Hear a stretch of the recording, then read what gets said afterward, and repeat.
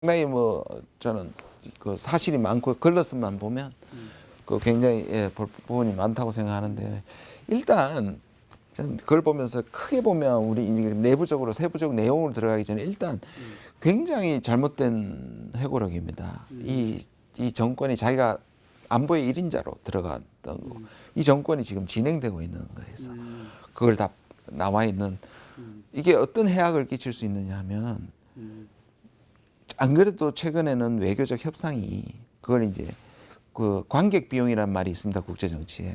Cost of Audience라 그럽니다. 이게 뭐냐면 외교 협상에 대한 국내적 비용을 얘기합니다. 그러니까 안 그래도 국내 정치가 지금 외교나 국제 정치에 영향을 많이 끼치죠. 이 사람들이 임기가 있고 지지도가 중요하니까. 근데 그게 너무 많이 작동하면 가서 허심탄회하게 하거나 비밀회담이 불가능해집니다. 그렇죠. 예를 들어서 이렇게 와가지고 뭘 받아내기 위해서 내가 양보할 거 아닙니까? 그럼 쟤는 나한테 이게 양보했다고 밖에 나와가지고 해버리니까, 그런 것들을 이 문 뒤에서 비밀회담 협상은 그렇게 하는 건데, 이걸 하기 어렵게 만들어 놨습니다. 이제 와서 발설을 해버리니까. 트럼프 대통령도 약간 그런 경향이 있었지 않습니까? 그 김정은 위원장하고 나와가지고 얘기를 해버린다든지. 근데 볼턴이 결정적으로 그런 실수를 했고요. 두 번째는 한 나라의 운명이 걸려 있는 일을 그렇게 적극적으로 그 순간의 일로 그 많은 오랜 기간에 하노이까지 준비해가지고 딱 치밀한 협상의 순서와 시나리오를 짜서 셋업된 게 아니라 그 자리에서 기분이나 사람들과의 설득에 이렇게 쉽게 넘어가는 게 상당히 유감스러운 일이죠. 미국의 세계 최강의 리더십이 안 보여줘서는 안 될 모습들이라고 저는 생각을 합니다. 예를 들어서 막 하루 종일 해서 북한이 지나치게 과다한 요구를 했는데 주고받고 해가지고 북한이 도저히 이 부분을 못 받겠다 하고 끝난 게 아니고, 누구든지 협상에 가면 제일 센 걸 내놓지 않겠습니까, 아침에. 그러면 설득을 시켜서 적게 주고 많이 받는 게 협상이죠. 물론 사실 다른 데서는 그 전에 협상이 되고 난 다음에 그냥 만나서 사인만 하는 건데, 워낙 북미가 특수 상황이니까 영변 문제는 합의가 안 된 채로 간 건 맞습니다, 빈칸은. 그러면 이 영변과 교환될 거를 처음에 이제 뭐 5개 해제를 요구했으면, 그렇죠. 그러면 3개만 해라, 이거 줄게 2개만 해라, 이렇게 하다가 된 게 아니라 딱 뜯고 차버린 거거든요. 그러니까 그거는 이게 미국이 그걸 굉장히 경솔하게 했다는 거죠. 그게 너무 아쉬운 거죠. 그러니까 물론 이제 북한이, 왜 사람들은 북한을 일단 우리는 악마하는 경향이 있으니까 처음부터 다 포기하지. 근데 그거는 근본적으로 북한이 다 포기할 수 없는 상황에서 다 포기하지라고 얘기하는 거거든요. 그러니까 너는 불법이니까, 너는 악마니까 포기하는 게 맞는데 와서 뭔 협상을 해? 이거는 근본적으로 시각이 잘못된 거고요. 외교는 상호성이고 주고받는 거였는데, 그러면 북한이 그렇게 나왔으면 그거에 대해서 협상을 해서 낮추고 적게 주고 이게 치열하게 했어야 되는데 아침에 듣고 차버린 겁니다. 그러니까 이거는 미국이 경솔했다고 할 수 있죠. 참 아쉽습니다. 미국 내부에서도 지금 안 하니까 북한은 계속 핵물질 생산하잖아요. 그럼 북한이 주면, 그러면 영변에다가 적어도 지금 돌아가는 핵 생산을 중단한다는 약속이라도 해라. 그럼 중단시키면 그냥 가능성이 있었습니다. 왜냐하면 그 전에 1월 달에 신년사에서 김정은이 그 for no라 그래가지고 그동안 얘기했던 생산 중지에 대한 용의가 나왔습니다. 그렇게 할 수 있는 이유가, 북한은 이미 만들어 온 핵은 마지막에 포기할 수 있으니까 지금 돌아가는 거는 멈출 가능성도 있었단 말이에요. 그럼 뭘 더 얻어내고 제재는 좀 줄이고 했더라면 사실 두고두고 갔은 거죠. 영변이 부족하더라도 영변을 일단 받고 그다음 협상을 했어야 되는데, 지금 영변을 차고 나니까 아무것도 안 나오게 된 거죠. 그러니까 이제 저는 그 부분에서 우리가 이미 우리 방법을 제시했다고 생각하는데, 이제 북미의 차이는 뭐냐면, 미국은 포괄적이라고요. 포괄적 접근입니다. 그러니까 북한이 일단 전부를 포기하면 주겠다. 이게 이제 가장 극단적인 포괄론이 리비아 모델입니다. 그러니까 완전히 하면 하게 주겠다는 거고, 그 이후에도 여전히 포괄론은 뭐냐면, 트럼프 대통령, 이제 미국은 얘기는 뭐냐면 살라미처럼 잘라가지고 같은 말을 여러 번 사게 하는 말, 홀스. 여러 번 하는데 질렸다는 거잖아요. 북한이. 그래서 볼턴의 회고록에 나오지만 말 대 말, 행동 대 행동은 안 된다고 얘기한 이유가 뭐냐면 북한이 시간도 끌고 막 과정을 잘라서 길게 가져가고 많이 얻어내려고 한다는 게 미국의 불신입니다. 그러니까 상당 부분을 폐기해라. 그러니까 완전히 폐기하는 게 리비아 모델이지만 여전히 미국은 포괄적 해법을 갖고 있습니다. 그런데 이거는 북한이 받아들일 수 없는 게 뭐냐면 북한 입장에서는 리비아도 받고 일단 내가 이걸 적대시 정책이 없어졌다는 보증이라도 다는 없더라도 예를 들어서 북미 수교라든지 평화협정까지는 자기들도 요구하지 않겠지만 중간 단계에 뭐라도 보여줘야 우리가 믿고 뭐라도 포기하게 하지 않겠느냐. 그래서 북한은 단계론입니다. 근데 미국은 단계론이 많이 잘라. 그래서 우리는 뭐냐면 포괄적 합의와 단계적 실천 이게 우리입니다. 그래서 굿이납딜이라는 걸 정의용 실장이 얘기했던 게 뭐냐면 두세 개로 자를 수밖에 없지 않겠냐 실천은. 그러니까 비핵화라는 마지막 단계는 합의를 하고 영변이 그 중에 하나고 두 배 단계 내지 세 단계는 필수적이다. 북한이 당신을 못 믿는데 한 단계로 전면을 할 수가 없으니 그러니까 현실적으로도 실천은 단계적일 수밖에 없지 않겠냐. 이게 이제 우리 방법이고 저는 그게 가장 합리적이라고 생각합니다. 근데 이제 미국에서 왜 그것도 안 받아들이냐면 이제 의심들이 몇 가지 있습니다. 그러니까 북한은 ICBM 포기하고 영변 포기하되 자기가 가진 핵무기는 끝까지 가져갈 것을 미국으로부터 인정받고 싶어한다 이런 겁니다.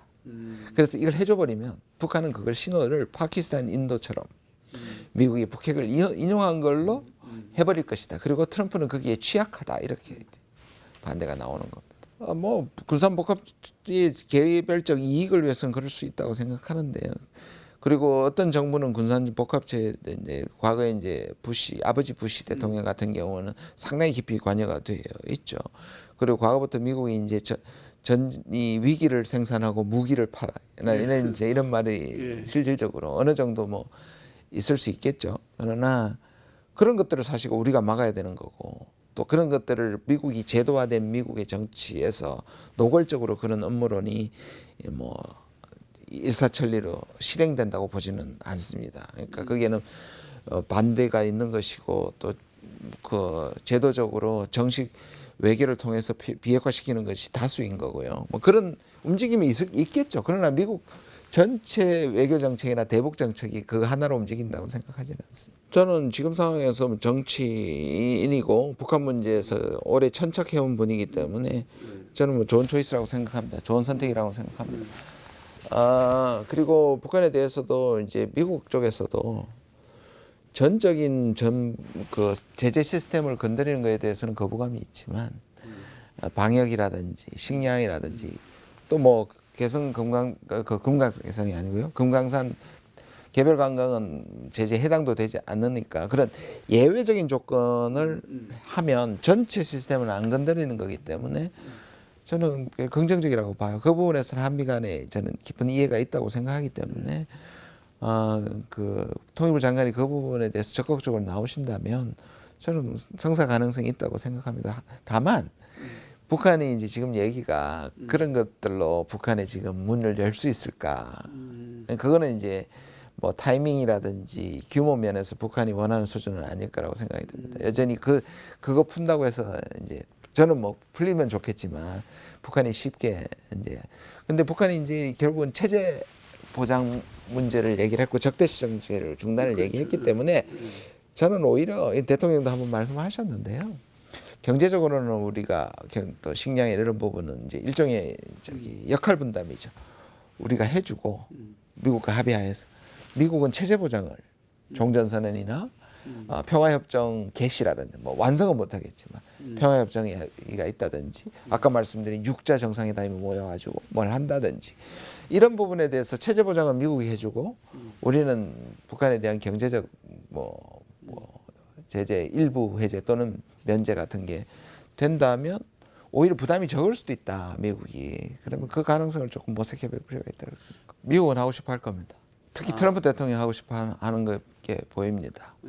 뭐 여러 가지 제가 듣고 있는 정보도 그렇고요. 근데 북한이 이제 분명히 선을 그었고 폼페이오도 선을 그었죠. 그러니까 이 무게추는 가능성의 무게추는 안 하는 것에 쏠리는데 깜짝으로 만날 수 있다고 봅니다. 왜냐하면 6월 30일 작년 3자 회동도 아무도 안 된다고 얘기했고 북한도 그 전에 4월 12일 시정연설에서 미국의 셈법이 바뀌지 않으면 안 나오겠다고 했는데 나왔거든요. 그래서 아까 그 김여정의 표현처럼 두 정상이 결정하면 만나는 거다.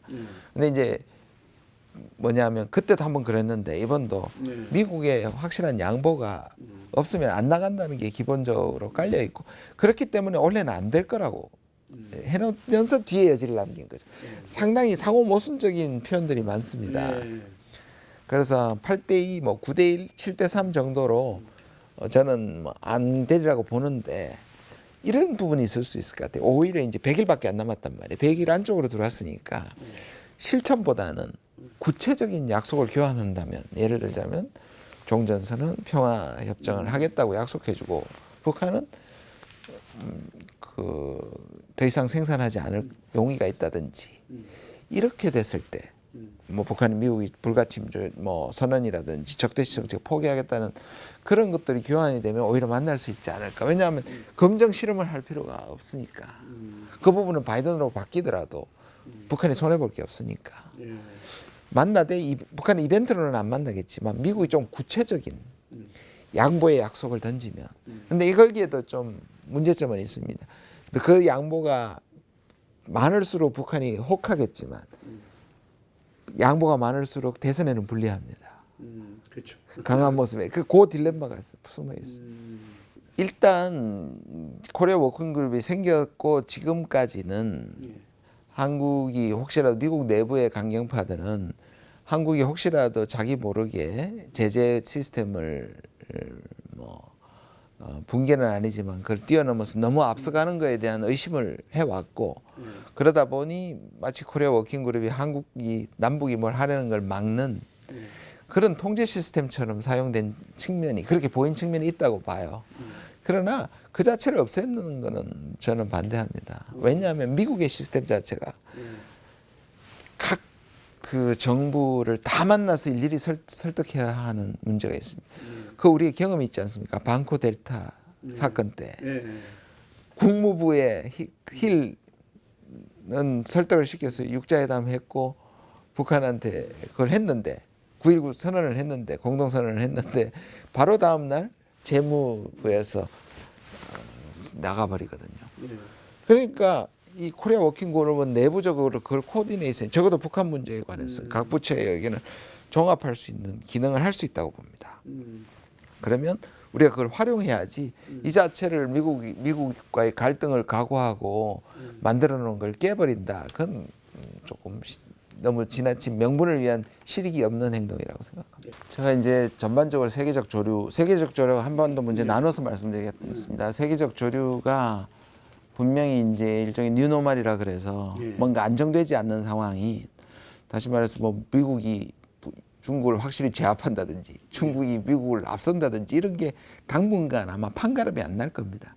서로 밀당하면서 상당 기간을 갈 거기 때문에 이게 둘이 충돌을 하면 이제 세계가 망하는 거니까 충돌을 안 하겠지만 문제는 해결되지 않은 상황이 이렇게 찝찝하게 계속 가는 것이 많은 불안감을 주리라고 생각을 합니다. 그러나 동시에 말씀드린 것처럼 세계가 다 끼어 있고 어떤 의미에서 다른 국가는 우리하고 연대하면서 뭔가 벤치마킹하면서 자기들도 살 길을 찾으려고 하고 있기 때문에 오히려 이 기회에 한국이 그냥 단순하게 과거의 다른 중견국보다는 지금 프랑스나 독일이나 이런 국가들이 거의 미중 밑에 있는 탑 국가들이 우리와 협력하기를 원하기 때문에 이게 기회가 될 수 있다고 생각합니다. 지제로. 예, 오히려. 그래서 지제로에서 아까 말씀드린 그런 거에서 역할을 할 수 있다고 보고요. 우리의 외교력에 달려있고 그 부분에 대해서는 뭐 저는 오히려 희망적이라고 생각하고 이번에 K 방역도 그런 거고요. 그다음 두 번째 한반도 문제는 이렇습니다. 한반도 문제는 그동안에 2017년, 2018년, 2019년이 딱 제가 이제 그렇게 표현합니다. 2017년은 전쟁의 위기가 있으니까 X표. 2018년 우리가 가장 잘 발했던 O표. 2019년 다시 삼각표로 온 겁니다. 그럼 2020년 어떻게 될 것이냐? 2017년으로 가서는 안 된다는 것이 첫 번째 목표인 거고 2018년으로 가면 좋겠지만 지금 상황은 2019년에 연장이 될 가능성이 좀 많다고 봅니다. 객관적으로는. 그러나 2018년을 재현시키기 위해서 최대한의 노력을 해야 되는 것이고 더 중요한 건 2017년으로 가지 않는 거겠죠.